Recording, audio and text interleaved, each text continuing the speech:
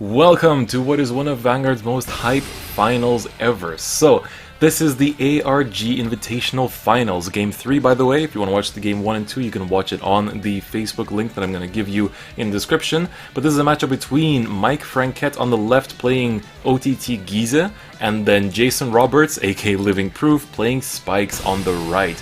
Because if Mike goes into the Battle Sister Cocoa and uses the Neon Gyze skill to immediately bind it face up, and then he checked the top card with Cocoa but left on the bottom, so he goes another Cocoa to check the top card and leaves it at the top this time, but for some reason does leave the Cocoa in the front row, which is a bit of a questionable move.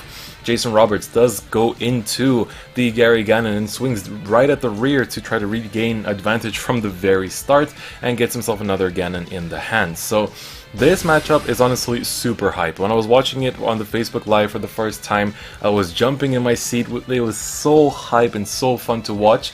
I'm going to have a separate video going after this, just talking about how important this ARG actually was for Premium and for the game as a whole, just because I don't think I have time to talk about it because of what's going on in this game and, you know, the fact that I need to talk about it. So first I want to talk about Mike's deck build. It's actually really interesting to me because this is a premium tournament, obviously, because you can see a lot of the units that aren't in the V series, but even though it's premium, I want the people that don't play premium, who only play standard, or all the new players, to still watch this, as I'll try to help you, you know, keep in tune with what's happening. So Mike Franquet's deck is a Gyze deck, and what that means is that he has the starter, which binds itself face up after it's being ridden upon, and then every time he checks the trigger, instead of getting extra power, he gets to bind a Zeroth Dragon from his G-Zone face up, meaning that every time he does one, and then once he has 5 actually, then he's able to ultimate stride into the Gyze, which you'll see, you know, later on in the game, or perhaps not in this one. I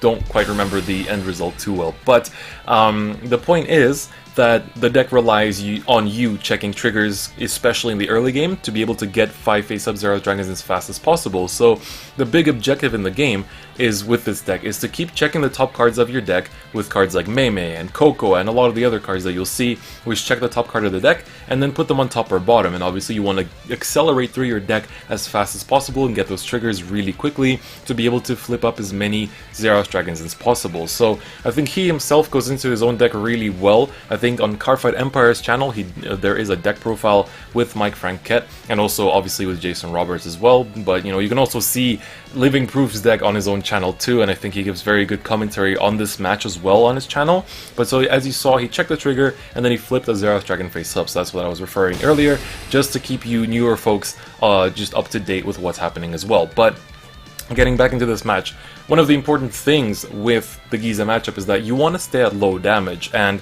as we can see, LivingProof is staying at 0 damage because the Spike Brothers deck can easily function without any Counterblast, because the good strides don't need Counterblast, and also a lot of your units don't need Counterblast either. So because of that, he's able to stay at no damage. And the reason why is because the actual Gyze has a skill that at the start of your turn, for each Zeroth Dragon on your rearguard circle, which you will always have 5 of, you deal 1 damage to your opponent, so it deals 5 in one go. So you want to stay at 0 damage as long as you can, just for the sake of not, you know, dying to the Gyze, so you don't go from 1 to 6. And so you really want to stay at that 0 damage because it's really important, and not many decks can pull it off.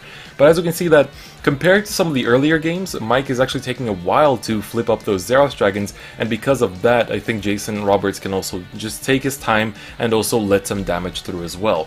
But as I said, it's really interesting that the way to take advantage of Gyze in this format really is to make sure to filter through the deck as fast as possible, look at the top card as much as possible, and try to get as many triggers as possible. So to me, that was a really interesting way to build Gyze, and I haven't seen it before this ARG, and so honestly I was just surprised by how interesting the deck build was. But looking at LivingProof's side of the board, his deck is mainly just the standard variant of Spike Brothers with some little changes, especially the stand triggers. I don't exactly remember the name of the stand trigger, but it essentially makes what I think G players remember as almost like the TikTok Melum combos in that sense, because there's a lot of effects that trigger at the end of a unit's battle, and then the way that you resolve it will change the way that your turn flows a lot, and you're going to see that throughout this game because LivingProof obviously is a master at Spike Brothers, and he'll definitely be able to show us exactly how this clan should be played in Premium. Now, I will talk about this more in an upcoming video, but this tournament was really important for the game itself, as well as just for Premium as well, because a lot of people were afraid of Premium because of the interactions like Ichikishima with Silent Tom and things like that. But in the entirety of the top 16 of this ARG, there were only 2 of those decks, and everything else was something else. There were 2 OTT Gyzes, 2 Spike Brothers, a Nova Grappler, I think 4 Royal Paladin decks, I think there was a Kagero deck or 2 as well. So there was so much variety. I think Mega Colony as well, so much variety in this top 16, and that's something I want to talk about in the future. And it just really shows that this was one amazing ARG, and it showed a lot to the overall game and Premium, as I've mentioned quite a few times. So now on LivingProof's turn, he goes into the Cray Elemental Stride, and at first I was kind of questioning why he plays it, because when I was watching the live stream I was like, it doesn't seem like it really serves a big purpose. But the main purpose of it is what he just used it for, which is to flip G-Units, because one of the 2 big win conditions, one of which is the GB8, which is Hellheart 8, which obviously you need to have 7 face-up G-Units for in order to use him. But there's also one of the more recent Spike Brothers strides that allows you to bind your field and then recall it, and I think you call 2 units per face-up G-Unit, so that way you want to really go and put up as many G-Units face-up as possible. So he said in his own deck profile that he plays a lot of these strides that just flip face-up things, like the Cray Elemental one that you're seeing right now. So we can see that he has a lot of interesting ways to use the deck, and I think it's generally fascinating how he does. And also Black Panther here that's attacking is also good. It's an important thing to look at, just because it has a skill that you Soul Dust 1 to give him plus 5k, but if you give him plus 15k instead, he goes into the Soul after that battle. So you can really kind of mess with the opponent a little bit, and they have to adapt their guarding as they go, because if it doesn't go back to Soul, then they're going to have another target on the field, sure, but it's also going to be an annoying attacker that they have to get rid of eventually, or it's just going to become more and more annoying over the next few turns. And especially going into later turns, once he actually goes into some of the scary Spike Brothers strides, that Black Panther is going to get scarier over time, so it's definitely worth noting. So he does ride over the Amaterasu and goes into the Imperial Daughter. I think now he's debating on if he wants to stride or not. One of the really good things about Imperial Daughter in Premium is that her skill is on ride, which means that you can ride her, use her skill to +1 essentially, and then you can still pay the cost for stride and go into your stride. And we can see we're going into one of the flagship strides for Oracle Think Tank, which is Ichikishima, who does block off your guards to the point that I believe you'll actually just have to save your Perfect Guards for it, and so that's definitely going to get quite annoying. So he did use the skill of Ichikishima to draw additional cards, and if I'm not mistaken, the Ichikishima's skill, it's been a while since I've played against this deck myself, but I'm pretty sure you need more face-up G-Units in order to use the actual guard restriction skill, so I believe that he basically used her skill, or just her as a stride, mainly for the sake of drawing extra cards, which isn't bad either, honestly. So I think she has a lot of good uses, and that's just one of them. And I think if you don't have Silent Tom to pair up with her, there's no real reason to rush into her guard restrict skill either, and that way you don't need to really spam through your G-Units as much, because while LivingProof Spike deck does want to, flip as many G-Units face up as possible, Mike's not necessarily. He wants to bind those Zerath Dragons, sure, but it doesn't necessarily want to flip the whole G-Zone that fast. So we can see that LivingProof does go into one of the G-Guards. I do not quite remember what exactly this one's skill was, but I think it returns 3 cards from drop zone to deck, but I'm not sure if there's any restriction on what kind of types of cards, but it doesn't seem to be. It doesn't seem to be restricted just to normal units or trigger units. I think you can return any kinds of cards, but I'm pretty sure it's 3 cards from drop zone return back to the deck, so that does seem to be what he's doing. And yeah, okay, so that is his skill. Now if Mike's gonna get his drive checks, and he gets a heal, which is definitely going to be quite nice to, help him survive whatever's coming next, because once we start hitting those scary Spike Brothers strides, it's going to get quite frightening. So his turn does end. Ichikishima does return back to the G-Zone, but he is on 3 damage, so I think he'll be able to put up with a few attacks here and there, but, his hand is also looking very healthy.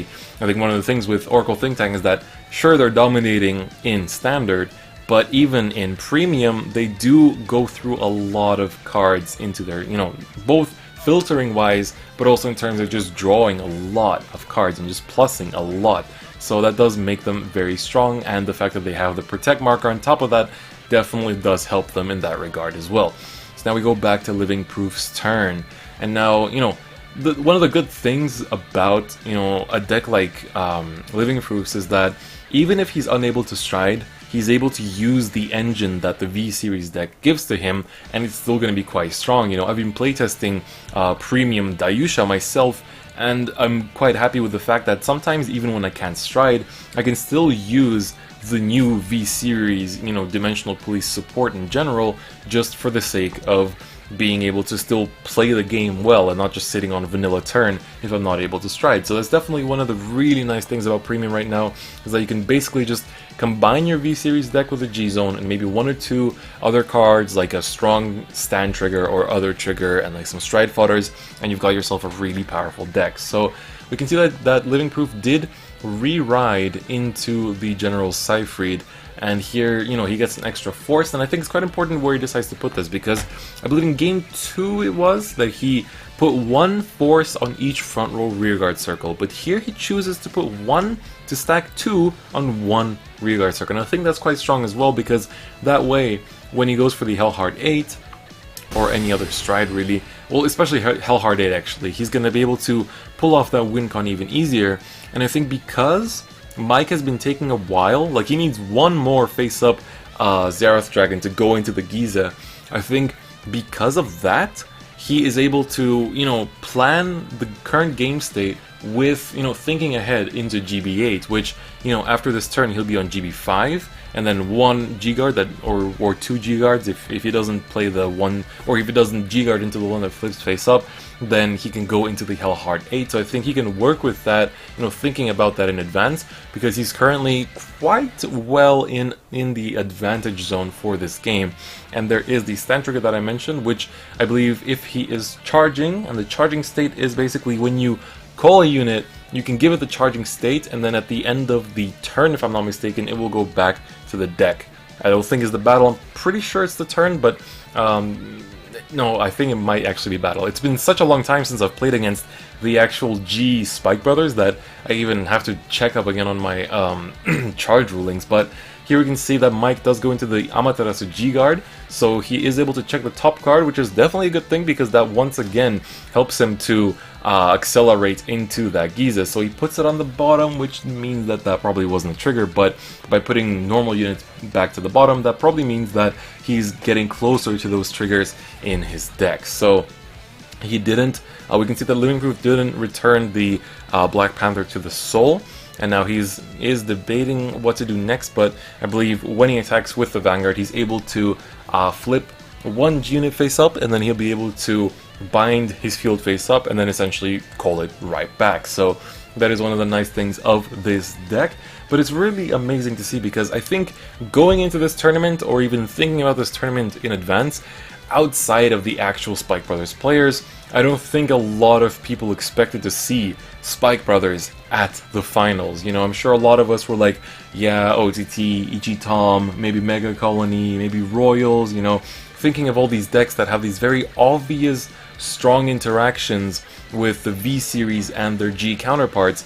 But here with Spike Brothers, it was just unexpected, but despite all that, it's just such a strong deck, because games just don't end that fast anymore as they did in the G format, and because of that you can really take advantage of, you know, with decks like this where maybe games don't end on first stride or second stride. Maybe you can actually push the game forward in a few more turns, and that makes it definitely quite interesting, both to play in such a format, but also to watch such a format being played as well. So I think honestly, I'm quite amazed by how well, you know, this whole ARG turned out, but more on that in a separate video. But another really good move here by LivingProof is that he attacked with his Vanguard, he rebounded his field and called it back.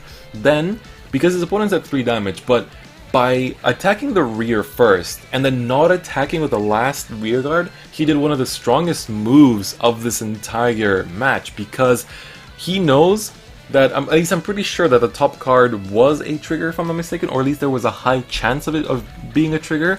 So by not giving that 1 damage to Mike, and by not letting him potentially flip the 5th Xerath Dragon, he delayed Gyze by yet another turn, and that was so huge, because if Mike did go into the Gyze there, that would have possibly been, you know, a very uphill battle for LivingProof, and, you know, potentially even a loss. So by not attacking at that last moment, he really just controlled the tide of the game. So here we can see that Mike goes into one of the rarest strides that OTT has. I don't quite remember her name, unfortunately, but I believe she did have an on-hit skill to... I'm not entirely sure, so I don't want to jinx it, but in any case, I think it's a bit questionable that he didn't go into the Ichikishima here, because I think of all things, it would have been the best choice, because Jason has 5 face-up G units. If he went into the Ichikishima, then he would have blocked off G-guards, which is exactly what LivingProof is going for right now, and he's going to use the flipping G-guard as well, so he goes up to 7 cards in his G-zone, meaning now he has access to the GB8.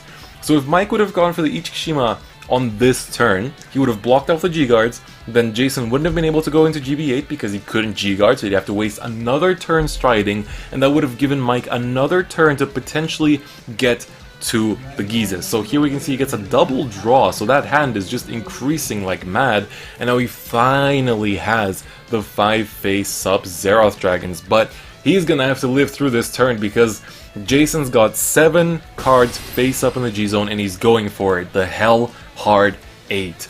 So Hell Hard 8 is one beast of a card. His skill is, and this is for the newer players, a GB8 is a unit that works when you have 7 face-up cards in the G-zone, because the unit that you stride into counts for your GB count, so you end up at GB8, and normally GB8s have very terrifying and strong effects, just like this Hell Hard 8. So, if I'm not mistaken on his skill, when a unit attacks, you're able to give another unit, it might be another, it might be any unit, plus 10k power, and at the end of the battle that unit attacks, you can put it into the soul, as well as another card from your hand into the soul, to call any card from your deck to a rearguard circle. So what that means is that he's able to recycle that circle with 2 force markers for so many battles. Basically, for as many cards as he has in his hand, he can do that many battles on that one double force circle, and that's going to be really scary. So we can see here he's going to go for the Braki.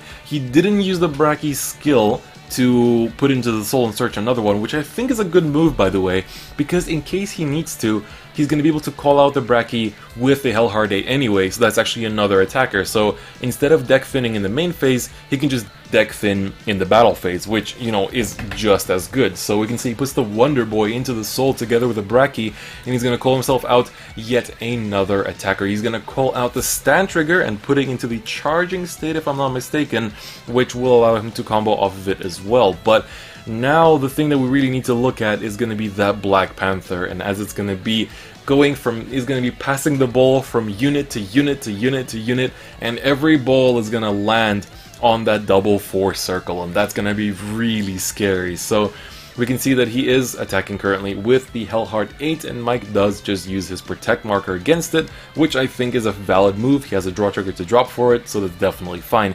He gets the crit on the Black Panther, and that's making it even scarier, because right now it was already hitting for oh no, he got another crit. Oh my god. So he already had 10k base, 30k with the forces. If you use the plus 15, that's 45. With the boost, that's 50. Now he has 2 triggers, making it 70, plus the Hell Hard 8. This is an 80k attack if he uses that Soul Blast for 15k, which he can, because at the end of the battle, Black Panther's skill says that at the end of the battle, even if you use the plus 15k, he goes into the soul. But because Hell Hard 8's skill is also at the end of the battle, you can chain the timing essentially to make it so that only Hell Hard 8's skill resolves.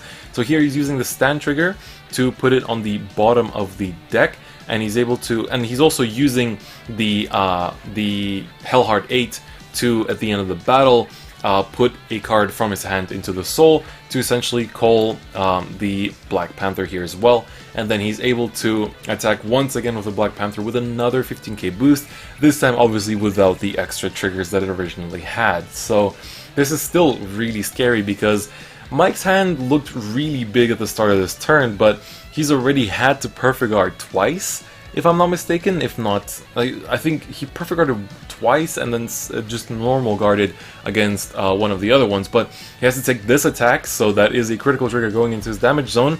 So now he's going to use the Hellheart 8 to put the Black Panther into his soul, as well as another Wonder Boy into his soul as well, to search any card from his deck and call it to that double force circle. He has a lot of good targets in that deck.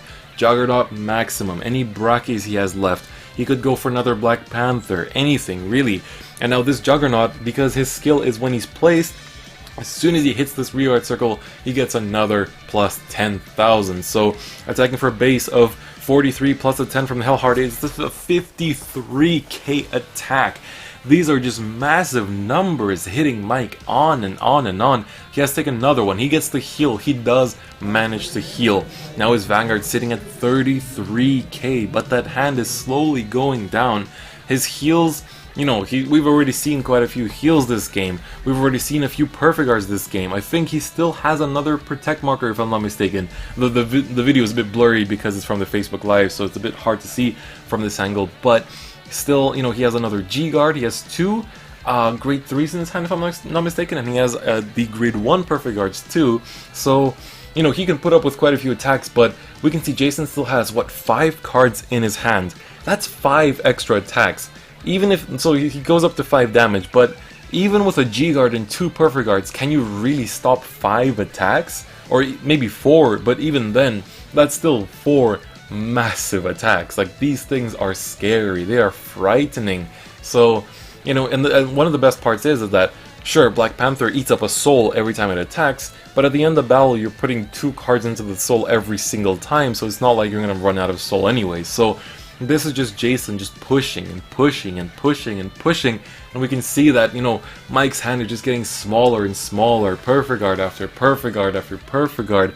It's just, it reminds me of the ending of Gurren Lagann, when you just go through a bunch of just guard after guard after guard, and it just, it's wonderful. I love this fight so much.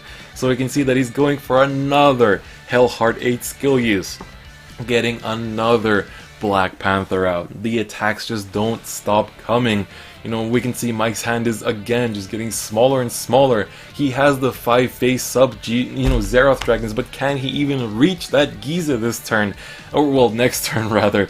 But, you know, looking at that hand, I think even though he can stop this, there's still more attacks coming. As long as LivingProof has cards in hand, there will be attacks, and Hellheart 8 is here to show that. He goes into another Juggernaut maximum, yet another 53k attack. I think he has a total of, there's a G guard, which would potentially put him up to, let's just say, I don't know, 37 tops, I guess, is what the G guards reach for. And then he has a 15k grade 1 vanilla in his hand, so I think he could potentially break for 60k, but he can also use the Battle Sister G-Guard, which will let him draw an extra card for Counterblast, which might just draw into a second G-Guard, or maybe a Perfect Guard, something that can stop these attacks, but there's still another attack coming. There's still a card in Jason's hand, and that means that this battle phase is far from over. So Mike really has to count this, because he has to also take the gamble of, does he go for the Amaterasu? Does he have enough shield in his hand to put up on top of the Amaterasu? And even then, you know, he would have to really check the top card and make sure that it's a heal, because there's still another attack coming. You know, it's just so much all at once that right now Mike just has to count his chances. He's checking his triggers, checking his heals. Is there even a chance of him surviving this? And, you know, I'm not too sure myself, honestly, just because I can't really see what's face down in his G-Zone either. Not G-Zone, his damage zone. But I think he's gonna have to choose one of the G-Guards. You know, he already did pay the cost for it, and so he's just checking Jason's hand as well, checking, are there any attack targets, are there any of the Juggernauts left, are there any Brackies left, are there any Black Panthers left? You know, you have to really make sure, are there any things that can push for these massive amounts of shield left in Jason's deck? And so that's what he really needs to make sure, because that could potentially mean that he can survive this turn if there's nothing too strong left. But even if it's nothing too strong, even if he called a grade 1, that would be hitting for 38 regardless, you know? Even with 38, sure, he's had 2 damage triggers, so that would be just 5k guard, but, you know, in the end, it's still asking for cards in hand, and there's still more battles coming, so he's really careful about this. He still has 1 or 2 cards left in hand. I can see that draw trigger, if I'm not mistaken, but I think he can guard it with this, the grade 1 vanilla, because it does have 15k shield, so it should normally be enough to block off the 53k, but I think he might be debating just taking the attack and banking on the heal trigger, and he doesn't get it, and that is game. And Jason Roberts, Living Proof, is your ARG champion. So that is it for the commentary fight. I really wanted to commentate this fight just because there's so many amazing things going on. I sure, like, Mike's side of the field wasn't as lucky in games 1 and 2. He definitely got a lot luckier, but it was still an amazing fight, and I really wanted to commentate it. So thank you very much for watching.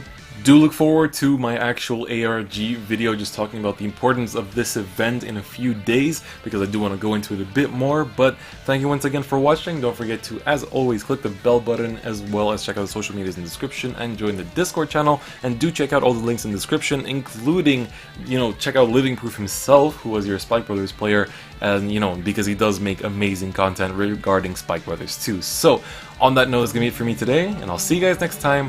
Bye bye.